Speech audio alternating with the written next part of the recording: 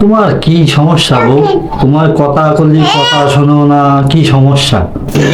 रुको जरा। কি সমস্যা তুমি বোঝো না?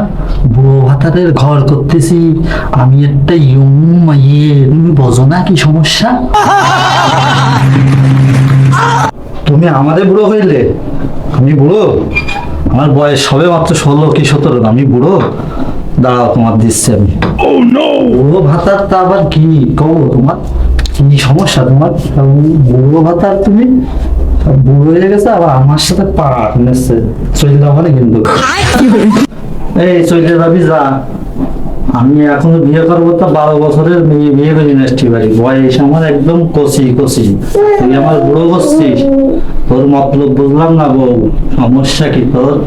জ্ঞান বাড়াবি, কি সমস্যা তোর? এই দুটো বাচ্চা কাচ্চার মুখের দিকে তাকায় তোর সংসার আমি করতেছি না, তোর সংসারের মুখে আমি লাথি মেরে চলে যেতাম, শালা বুড়ো তো সংসার করবো না দা।